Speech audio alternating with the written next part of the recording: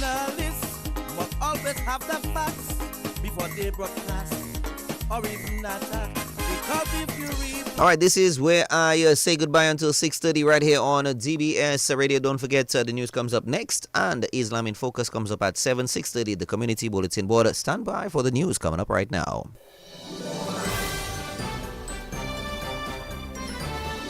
Fair and balanced, unbiased and clear, concise and accurate. This is the DBS Evening News. Here now is your presenter with the headlines. In the headlines, a top agriculture official in Dominica says a medicinal cannabis industry could greatly change the agricultural landscape. In the news from the region, Haiti leader says elections can be held this year even as gangs continue their rampage. Internationally, more than 100 Palestinian prisoners freed by Israel after chaotic hostage release in Gaza. The details of these stories and more coming up next. DBS Radio on the go. www.dbcradio.net. Click the play button at the top and you're good to go with the nation station, DBS Radio. DBS News. And welcome back. A top agricultural official in Dominica says the medicinal cannabis industry could greatly change the agricultural landscape. A permanent secretary in the Ministry of Agriculture, Ryan Anselm, made the statement at a Cannabis Stakeholders Working Group Forum at the Rosa Fisheries Complex this morning. Mr. Anselm says legislation is being developed to create a medicinal cannabis industry. Government across continents are embracing cannabis regulation, unlocking its power to create jobs, foster economic diversification, and drive innovation. Cannabis is far more than just a crop. So we have to look at cannabis as not medicinal, not for cosmetic, but how we drive and put the necessary legislative framework and policies in place to make cannabis one of our leading economic crop. In the 70s, 80s, we had banana. And we are convinced in the Ministry of Agriculture, cannabis, not as a, I don't like to say monocrop, but in an integrated, productive system, we believe cannabis provide that opportunity for us. Not the Ministry of Agriculture, but the nation. And so beyond its medicinal application, it is a resource for industrial products, beauty and skincare lines, wellness solutions, and much more. So for Dominica to realize that, we need the legislative framework in place, and distinguished colleagues, the potential benefit establish a robust medicinal cannabis industry in Dominica, a multi-dimensional and far-reaching. Mr. Anselm says a National Cannabis Regulatory Commission will be established. We have to look at a target set for the Ministry of Agriculture, 700 million. And that is significant. And we are at about 340-something million currently. A cannabis industry, we believe, can contribute 30% or more. Secondly, the health advancement, we spoke of that. And thirdly, how we can empower our farmers. And when I mean farmers, I don't mean the farmers that are doing it in the hillside, that are doing it illegally. And the regulatory framework will have a well-defined system where you can have a license to plant cannabis. And that is what we are looking at. And we want to empower our farmers. You have different category and the market required. So the Ministry of Agriculture is fully endorsing the roadmap to develop a robust cannabis industry. But for the industry to be successful, the policy framework is extremely important, and that is why the ministry is in advanced process in drafting a comprehensive legislation to establish a National Cannabis Regulatory Commission. This commission will oversee licensing, compliance, and the implementation of regulation, and to prioritize both safety and efficiency. And that was a permanent secretary in the Ministry of Agriculture, Ryan Anselm. Median Larocque of the Ministry of Agriculture also spoke of the initiative. In the 2024-2025 budget address, the Honorable Prime Minister articulated that government of the Commonwealth of Dominica is committed to the development of a comprehensive legislation that allows for safe access to cannabis products for medicinal and therapeutic uses, while creating economic opportunities for growers and processors of the cannabis plant.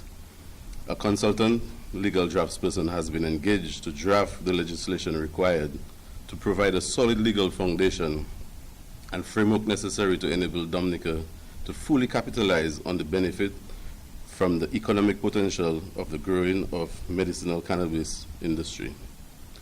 Moreover, cannabis legislation is gaining momentum across the globe.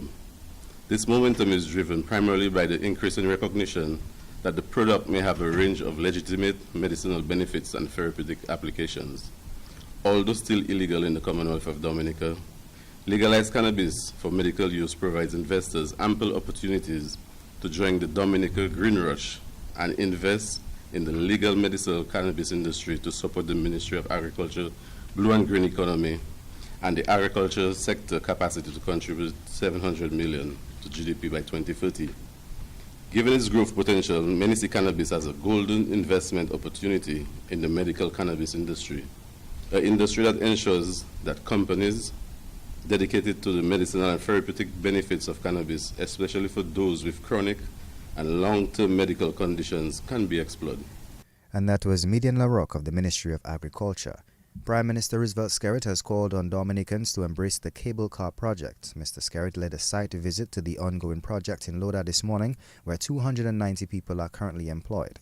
Mr. Skerritt says the cable car project seeks to benefit all Dominicans. This is the whole objective of the government, the whole strategy of the government, is to increase visitor arrival. That would increase consumption of goods and services, because with a population of about 72,000 people, you need more people to consume what we're producing. And if you bring more people in, the foreign exchange comes in, and then the government is in a better position to provide more for its citizens.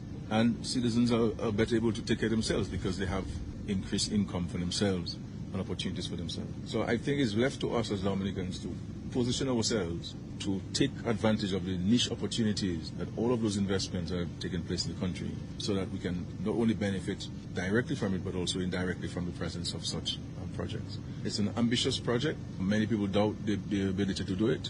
I think the developers have found the best engineering group and the best company to undertake this project, and we are very confident and very, very pleased with what they have done with this project, turning a vision into reality and actualizing the plan.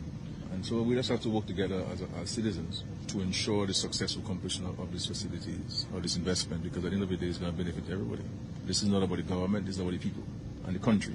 And whatever benefits the citizens and the country, we should all embrace it and ensure its successful completion, and of course, the success of it, because the success of it would benefit us. The Prime Minister says the direct economic impact from the project is already being felt in the country. I have been advised that they work in 2 shifts, so they work Friday night, which is good, all an effort towards ensuring that they meet the schedule of end of December. And of course, double shift means more employees, more money circulating in the economy. And they have procured, as far as that's available, all of the materials in Dominica, except those that they couldn't fetch here in Dominica. But all of the materials are procured from local suppliers.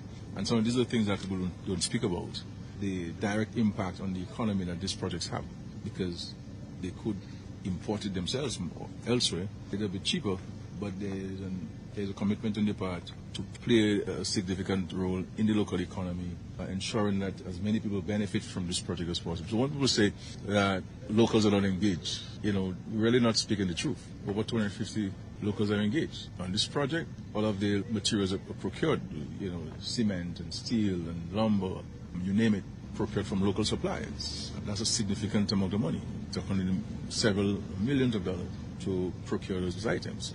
This is money that goes directly into the hands and to the bank accounts of all of these local suppliers and the employees. And that was the Prime Minister Roosevelt Skerritt. The Wesley High School got past the Convent High School in the last debate of round 1 in the Inter-Secondary Schools Debating Competition 2025. The debate was held at the UE Global Campus this afternoon. The two schools debated the topic, "The recent body positivity movement is dangerous because it has led to the desensitization of adolescents to the health risks associated with obesity." The total score that a team can get is 780 points. I have one team scoring 595 points and one team scoring 637 points. The team scoring 595 points is the Convent High School, the proposing team, and the team scoring 637 points is the Wesley High School, the opposing team, meaning that the Wesley High School has been adjudged as the winners of this afternoon's debate. Of course, we have had 5 debates in this round, and I'll just announce that moving to the second round of competition will be the Wesley High School, who has just won, the Portsmouth Secondary School, the Pierre Charles Secondary School, the St. Martin Secondary School, and the Dominica Grammar School. These 5 schools winning their debates this week will join the Orion Academy in round 2 of the Inter-Secondary Schools Debating Competition next month. And that was organizer of the Inter-Secondary Schools Debating Competition, Trudy Christian. Adore Defoe of the Wesley High School was named the best speaker for today's debate. Bishop of Roseau, His Lordship Kendrick Forbes, says the Diocese of Roseau will participate in activities to mark the Golden Jubilee of the Roman Catholic Church. The Golden Jubilee coincides with the 175th anniversary of the Diocese of Roseau and will run from January 2025 to April 2026. On Christmas Eve, December 24th of last year, Pope Francis opened the Holy Door at St. Peter's Basilica in Rome, which marked the official launch of the Jubilee year 2025. And on December 29th, Sunday, the Feast of the Holy Family, here in the Diocese of Roseau, along with the faithful throughout the world in cathedrals and co-cathedrals, we mark the official opening of the Jubilee year at the diocesan level. And the theme for the Jubilee year is Pilgrims of Hope. And this theme is very appropriate and relevant for the times in which we live, because ours is really an age of paradox when you think about it. While we are living in a time of great technological and scientific development, as well as achievement, we also live in an age where so much exists that threatens hope, where far too many people experience life as something to be endured, and does not give much grounds for hope. And so this Jubilee year is quite relevant for the times in which we live. And our understanding of a Jubilee year really has its roots in the Old Testament tradition, particularly the book of Leviticus. And in the Old Testament tradition, a Jubilee year occurred every 50 years. The Jubilee celebration was marked by forgiveness of debts, the freeing of slaves, and the return of land to its original owners. Meantime, Dean of the Roseau Cathedral and Chair of the Jubilee Events Organizing Committee, Father Nigel Karam, says the opening of the 4 pilgrimage of sacred sites is amongst the activities planned for the church. And just to indicate to you, so on Saturday, this Saturday, the 1st of February, we will open the first holy site at Point Michel, the National Shrine. Then on Thursday, the 6th of February at 6:30 p.m., we will open the second one in Collyho, St. Peter's. Then the third on Wednesday, the 12th of February at 6 p.m. in La Plaine, St. Francis Xavier in La Plaine. And the final one, Our Lady of the Calenagos in Salibert, Friday, the 21st of February at 5:30 p.m. So we're inviting all the faithful, we're inviting everyone to come and to share this wonderful moment with us. So this Saturday at 10 a.m. in Point Michel, Our Lady of La Salette. And that was the Dean of the Roseau Cathedral, Father Nigel Karam. Preceding him was Bishop of Roseau, His Lordship Kendrick Forbes. And on the feature segment of the DBS Evening News, Assistant Forest Officer Felix Eugene takes the spotlight. Mr. Eugene has been working at the Forestry Division since 1988. He's one of the most experienced employees in the Forestry Division. We at DBS are proud to feature the work of an ordinary Dominican who is doing wonders for his country. I actually started on a special program that was with Mr. Manley James. He was establishing certain plots around various areas in the island, and from that we entered into mainstream forestry. Well, actually it was 2 of us on that program working with Manley James, and when that program closed, then mainstream forestry absorbed us. And what we were doing was planting various plots like in the Soufriere area, La Holubia, Come to Me, G-Meat, we had also Makoshui, and quite a few areas on the islands. Now, what does your work entail over all these years? Well, basically what we were doing initially was to establish plots with certain species, and we were looking at their growth rate and where they can do well at a particular time of year, like especially in the Kawem season. We would take measurements in the Kawem season versus the rainy season and make the comparisons. So basically that's what we were working on. But when we came into mainstream forestry, which was a little more broad, then that would entail in law enforcement, that would entail in establishing plots, utilizing wood and maintenance of plots and a whole host of things. How important is the work of the forest officer in Dominica? Well, it is very important. Now, if you really are to just look at it from a forestry standpoint, it is critical, but on a national, especially based on how people look at it, it's importance, but not too much of importance. Now, Maria gave us a good opportunity as to how we should really embrace and enhance that kind of work. So after what we saw, based on what Hurricane Maria did, we see it's very important, it's very critical, because the environment was decimated, and as a result of that we needed to plant more trees, and everybody was crying because the sun was hot, no forest cover. So that in itself is of critical importance. If some of us can remember what Hurricane Maria did to us, then we can understand the importance of it. So one generally can see the work that you all are doing. Very much so. Although sometimes in some quarters it is not viewed as something as important, because some people look at us as people that is providing a lot of resistance to probably certain developments, or probably people harnessing the resources, the natural resources we have. So some people does not look at it that way, but by and large it is very critical, because as we see the climatic conditions are changing. Every year we have in hurricanes that is destroying our forest cover, and it's creating a lot of problems for us as a country. It's also impacting on our rivers, it's impacting on our way of life, it's also impacting on our natural resources. So it is very critical, it is very important. Does the national dish falls under what you all do? Yes, very much so. The national dish as it stands now, well, we all know what happens to the mountain chicken. It's no longer in circulation. Like we used to have it before. So we no longer have a national dish that we can boast of. So really the little population that remain, we are trying to nurse it up by protecting the habitats, by protecting some of the areas that they have to maneuver through, so that we can see if the population can come back on stream. But really the national dish does not exist anymore. Well, actually I've been working around probably for more than 30 years, so I have seen a lot of things. As that great man, I think he's a country singer, he said, "This on eyes, I've seen it all."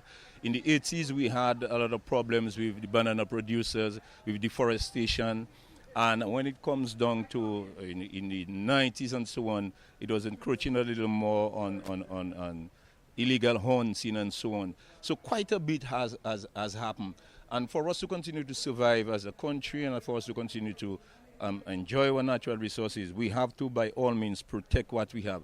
And protection is something that does not only fall on the shoulders of the Forestry and Wildlife Division, but also on a national basis. Each and every one of us, don't just go and cut trees, don't just go and dump rubbish indiscriminately over our waters. There are a lot of things we can do and a lot of things we can observe to protect our natural environment. So it boils down to each and every one of us as a country, because when people talk about Dominica, it does not only talk about the mass land, but it also talks about its people. So if we have to be a proud people, if we have to be a resilient people, then we have to begin to protect what we have.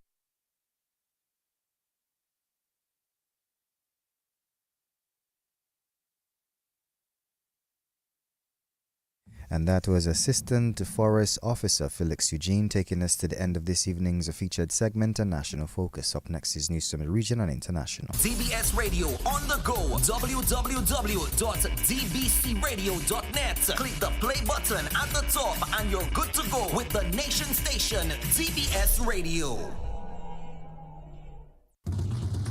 DBS News. And welcome back. Now news from the region. The head of Haiti's embattled Presidential Council says he believes that both a referendum or reform of the country's constitution and general elections can take place before the end of the year. Haiti last held elections in 2016 and hasn't had an elected president since the July 2021 assassination of Jovenel Moise. Leslie Voltaire, the head of the Transitional Presidential Council, is envisioning a vote to restore democracy to Haiti with elections for a president, parliament, and local mayors on November 15th. Voltaire said he hopes to have a constitutional referendum voted on by April.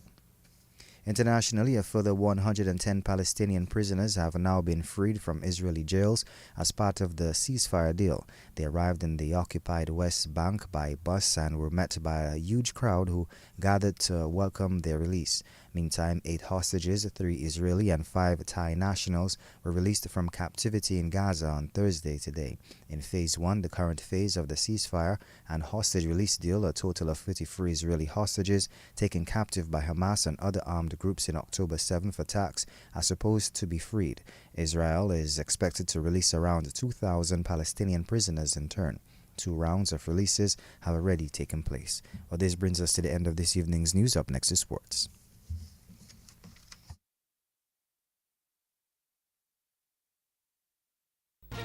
Covering the nation and beyond, DBS Sports Report.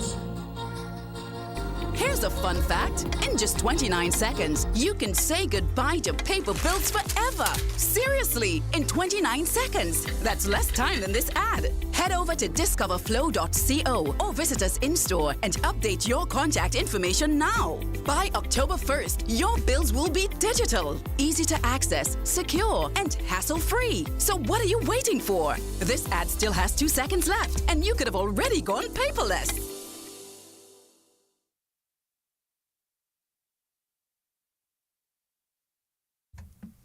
And welcome to the DBS Evening Sports Package for today, Thursday, January 30th for 2025. First off, some cricket action as Jermaine Blackwood had the golden arm as he has put the Jamaica Scorpions in a commanding position in their CWI Regional 4-day matchup with the Windward Islands Volcanoes in St. Vincent. The Scorpions have a lead of 214 runs heading into Day 3. Let's recap the Day 2 scores, with Jamaica being bowled out for 337. Jermaine Blackwood got 109, John Campbell 79, and Daniel Beckford 39. Gillan Tyson took 2 for 66, Darius Martin 2 for 74, and Darrell Cyrus 2 for 26. The Windwards, in reply, were bowled out for 195. Ryan John got 41, Shadrach Descartes got 34, and Stephen Pascal 30. Jermaine Blackwood 3 for 27, Odin Smith 3 for 55 for Jamaica. Jamaica batting a second time were 72 for 1 at the stumps. Kirk McKenzie got 36 not out and Carlos Brown 30. The scores heading into Day 3, it's Jamaica 337 and 72 for 1, the Windwards 195.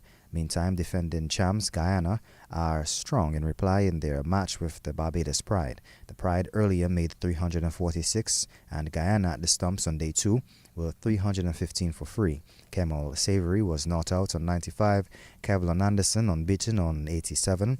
Earlier, Taj-Narayan Chandapal got 40. Guyana are behind by 31 runs. And the Leeward Islands Hurricanes are in control in their match against the West Indies Academy. Leewards have a lead of 347 heading into Day 3. Scores in that match, Leewards 358 and 154 for 4. The West Indies Academy 145. Still in some cricket action, but in the school division, defending champions in the sports division's secondary schools under-20 cricket tournament, the Dominica State College kick-started their title defense with a win over the Goodwill Secondary School at the Geneva playing field today. Goodwill Secondary School won the toss and opted to bowl. The Dominica State College posted 139 all out. Jadel Joseph made 19. Jadel Tegist got 5 for 10 and Zael Joseph 3 for 16. In response, Goodwill Secondary were all out for 28. Markelly Bernard picked up 4 for 18 and Malinga Bruni 3 for 6. In their follow-up at the crease, the Goodwill Secondary got 19 all out. Omari James had figures of 6 for 5 and Cassidy Larocque 2 for 7. The Dominica State College won by an innings and 87 runs. In some international cricket, Osman Khawaja's maiden double century and 100 on debut from Josh Inglis gave Australia complete control of the first test against Sri Lanka after 2 days in Galley. At the age of 38, Khawaja's 232 made him the second oldest Australian to make a double 100 in Test cricket after the great Sir Don Bradman. Steve Smith, standing in as captain for Pat Cummins, added 141 and Josh English 102. Australia eventually declared on 654 for 6, their highest total in a test in Asia. At stumps on day 2, Sri Lanka were 44 for 3, a massive 610 behind. And the captain of the Petro Caribe Points Michelle football team into some football action here, as Marcus Bridus says his club understands the task at hand tonight as they look to remain in the DFA Premier League. Point Michelle, who finished 9th in the 2024 Premier League season, will battle the Division 1 runners-up St. Joseph FC in the playoff match tonight at the DFA Technical Centre. The winner of that game will earn their spots in the 2025 Premier League. Yeah, very big game again for me and the boys, so hopefully tomorrow we can go and do what we have to do. Play the game. Football is 90 minutes and on the field. I tell them, no team is stronger than each other. It's a only day and time and when. So we have to go there and do what we have to do. Hopefully we can come victorious and stay in the Premier League. All right. You've had a few months off since the last time you played some real competitive football. How much of a setback do you think this is going to be? Well, going to be very, very difficult for me and my boys because we have not really been doing some training, but St. Joe has been playing some games back then somehow, so I guess they'll have an advantage on us in terms of fitness, so I would just hopefully tomorrow we can go there and win and do what they have to do. With DSFC having secured their spot in the Premier League, Point Michelle, of course, they've been in the Premier League for a number of years. How much extra motivation is that for you now headed into that game? Because, you know, DSFC, basically, you're your neighbors. So how much extra motivation is that? Well, first I will say congrats to DS for coming up. It's been a long time. They're trying to come there from since day one. So hopefully they're there. So hopefully they can do. They have to do well. Now it's going to be a very, very big rivalry in the community. But hopefully if we stay up, I know we play against them once and they beat us like in the first Gen 5 love. Hopefully we can come back redeem ourselves against them. So we just hope to do what they have to do and stay up. So it could be a very, very big day for the football of Dominica. And that was the captain of the Petro Caribe Point Michelle football team, Marcus Bridus.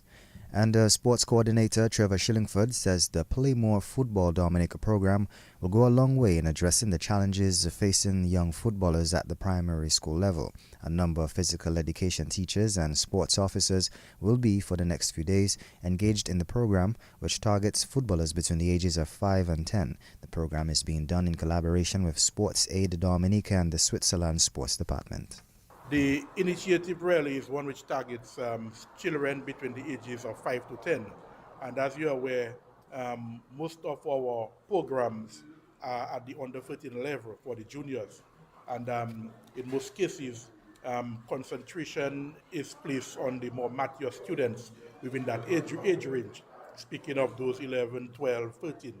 And we felt that this particular program would be beneficial to us, since it would give us an opportunity to develop our young footballers at a much earlier age, from ages 5, where they would be exposed to skill development, they would be exposed to fun activities which would get them to gravitate more towards the playing of football.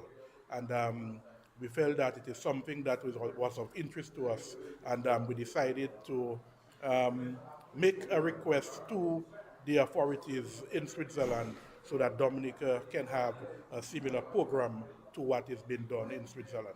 We are confident that such a program will impact positively on our football development. And that was a sports coordinator, Trevor Shillingford. The course is being facilitated by Andy Guttins Barrow. The goal of this program is actually to bring the children to football. So we want every child to play football. So that's why we created the program Play More Football in Switzerland. What we're trying to do is to teach the program here, how it's done, but also to adapt it to the circumstances we have here in Dominica. So after this course, the trainees should be able actually to organize tournaments in the Play More Football format, and in the same time do also the training sessions in the Play More Football style. Okay, working with the children 5 to 10 years, it takes a special level of skill, to be able to do that. So in terms of what you'll be directly impacting to the sports teachers, what exactly would it be? Yeah, that's a good question, because children from 5 to 10 are not little adults. So we have to change the manner we teach them. So for example, this has to be child-oriented, the whole training session. So it has to be playful. The children has to laugh. We want the children to learn, but we also want the children to perform. So they have to get better. But not only in football skills, but also in, let's say, like personality skills or team spirit skills. That's very important for us too. So we try to teach the trainees in this manner as well. And that was, of course, facilitator Andy Guttins Barrow. Into some cricket action with the women here. Kiana Joseph and Deandra Doughton were brutal with the bat, and the Windies ladies were clinical in the field as the West Indies women raced to a record win over Bangladesh to take an unbeatable lead in their T20 series last night in St. Kitts. West Indies batted first and made 201 for 6 in their 20 overs, their highest total in the West Indies. Kiana Joseph made a career best of 63 out of 36 balls, Deandra Doughton 49 from 20 balls, and Bangladesh were then restricted to 95 for 9 in their 20 overs. Afi Fletcher picked up 2 for 21, Sherry-Ann Frazier 2 for 15, and Haley Matthews 2 for 6. The West Indies won by 106 runs, their largest margin of victory. West Indies captain Haley Matthews was quite pleased with the performance. Yeah, I think that's probably as close to perfect as we could get. Obviously, a scintillating start with the bats, and just the way Deandra and Kiana went about their business in the middle as well, and that partnership and what it got us to. But then to come up with the ball as the bowlers and execute the way that they did, knowing that we probably had runs to play with, but still executing so well too, shows a lot of discipline within the side. Yeah, and you did mention the bowlers last time, but let's talk about that batting innings. So unusual for us to see 200 runs on the board and just 27 from you. How much did you enjoy seeing Kiana and Deandra? Yeah, it's so good. They're obviously two absolutely class players, and ones that if they're having their day, they're pretty hard to stop. So it was really good to see them clicking and really good to see them clicking together, and hopefully we can have more days like that as a team. And that was West Indies captain Haley Matthews. West Indies lead the 3-match series 2-0. The third T20 is on Friday. Well, this brings us to the end of this evening's news and sports. A special thanks to the DBS News and Sports team and our link personnel, DJ Halo Boy.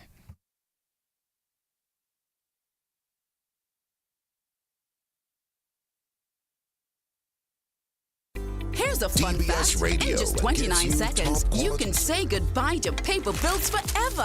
Seriously, in 29 seconds. That's less time than this ad. Head over to discoverflow.co or visit us in-store and update your contact information now. By October 1st, your bills will be digital, easy to access, secure, and hassle-free. So what are you waiting for? This ad still has 2 seconds left, and you could have already gone paperless.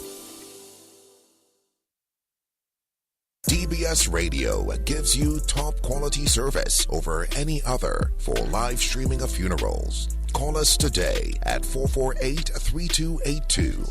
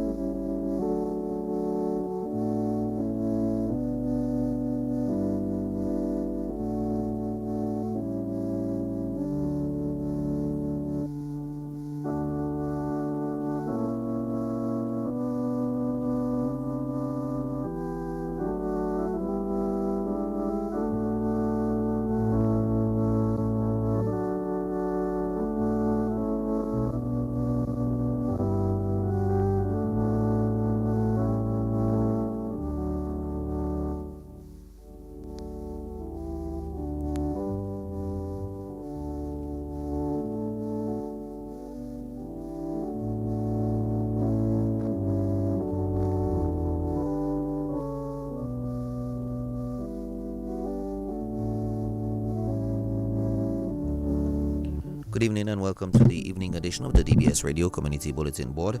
It is the 30th day of January 2025. We begin with the evening edition of the DBS Radio death announcements on the Community Bulletin Board. We announce the death of Mr. Emmanuel Bertrand Bruni, age 75,